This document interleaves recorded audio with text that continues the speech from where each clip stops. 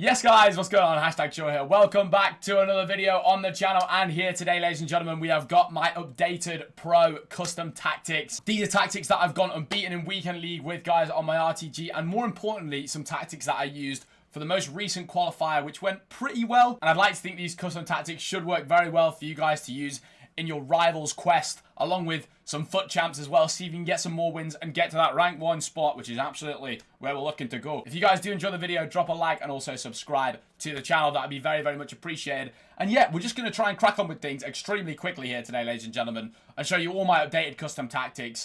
So without further ado, let's dive straight into it. So just before we fly into the tactics, guys, this is the team that I've been using for the qualifiers, for weekend league, for rivals, all that type of stuff. All the pro things we've got going on at the moment. Van der Sar in goal, Cordoba and Marquinhos centre-backs, Theo Hernandez left-back, Atal right-back, who, by the way, is just unbelievable. We've got the SBC Draxler card. Seriously, can't rave enough about this guy. He's absolutely amazing. Along with Renato in midfield, who I bought for 690. He's gone up to like 800k now, guys, which is ridiculous. Mbappe and Messi on the wings, and then R9 and Ginola up top. And then for my bench, I've been using Llorente, Vinicius, and Di Natale as the super subs. Without further ado, let's fly into the custom tactics now. So one thing I'm going to start off with straight away is my 4-4-2. Now, I know you're looking at this straight away and thinking, this is just so balanced. And it really is. And this is the one I'm going to speak about the least, although it's the one that I use personally from my starting formation the most. The other ones are a bit more important in terms of the way we change to an in-game formation, etc. and what I'd advise to you guys. Now, in my 4-4-2, as you can see, all very balanced here. Width 50, depth 50. And one thing that's going to be very clear on all these custom tactics, guys, is the corners on 1 down here. Now, if you guys don't know, this stupid corner tactic that's going around at the moment is just so annoying to play against. But it's one of them things that, like, adapt or perish. I've been trying to learn to do it recently, and putting your corners on 1 basically puts a player on the edge of the box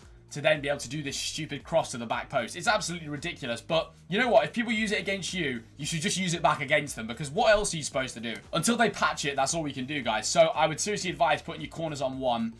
And then my players in the box on 6, you know, I want to have players getting forward. And one thing that relates to that a lot is, so as you can see here, I have my strikers on getting behind. But then on my midfielders, guys, I've got balanced attack on both of them. Now, one thing a lot of you guys might want to do is put sort of stay back while attacking on your centre mids, especially because you can sort of trigger runs with your midfielders if you want them to come forward. But I like them coming forward on their own, even if I'm not triggering them, just so I have them there as an option to shoot, especially Draxler, who has the 5-star weak foot, is absolutely amazing to have as that presence going forward. He can do finesses on the edge of the box, etc. But yeah, I've got 1 on cover wing and 1 on cover centre with the midfielders. That's just the way I like it. And I'd advise you guys giving that a go yourselves as well. Now, on my midfielders, guys, literally nothing set to them. Completely basic on both of them. And then with the fullbacks, we've got stay back while attacking, because we always want stay back while attacking on the fullbacks. If you want your fullbacks to get forward, you can always trigger them yourself. But the last thing you want is your fullback being out of position. It's just never a pretty sight, I'll be honest. But yeah, like I said, not too much to talk about with my 4-4-2, guys. The other formations is what I want to go into more. And the next one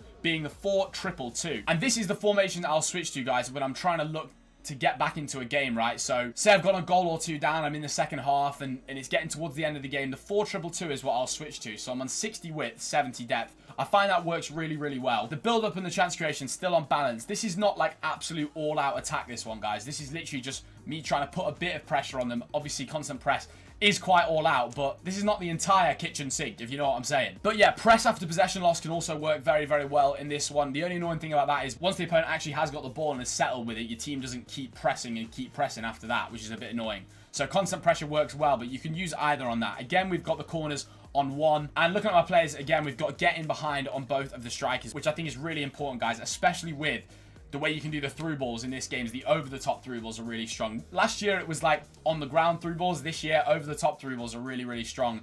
The LB ones or the LB and RB through balls are really, really great. Again, on my wingers, just very balanced. Nothing being touched on them. Same with the centre midfielders as well. Again, with 1 with cover wing and 1 with cover centre. And once again, the fullbacks on stay back while attacking, guys.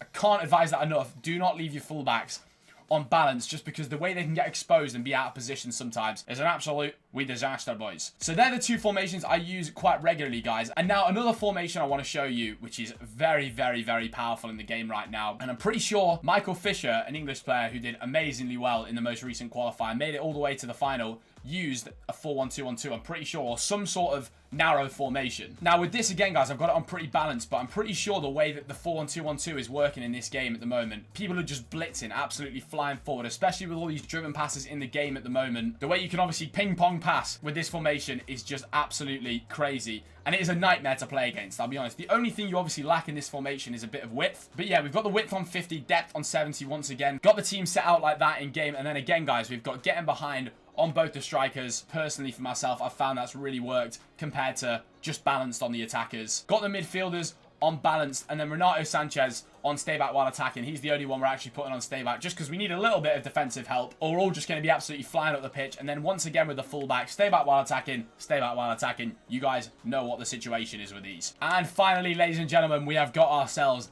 the absolute kitchen sink of a formation. Jesus Christ. Now, this hasn't changed too much from when I previously showed you guys. We've got ourselves constant press, 70 width, 70 depth, fast build-up, forward runs, and then we've just got everything absolutely flying up, you know, with the players in the box. Obviously, we've got the corners again on one, guys, because we don't want to just make sure you have that player on the edge. Yes, it's a rat thing to do, but everyone does it. So it's one of them where you're just kind of left with no choice but what to do. And then finally, looking at the players, again, we've got getting behind on both the strikers, and then everybody else, we're just on balance. We're literally just looking for them to help get forward. And on balance, they do that just fine, guys. We're already looking to be quite exposed, but get forward is, like, probably not needed. Like, literally, balanced attack is absolutely fine on these.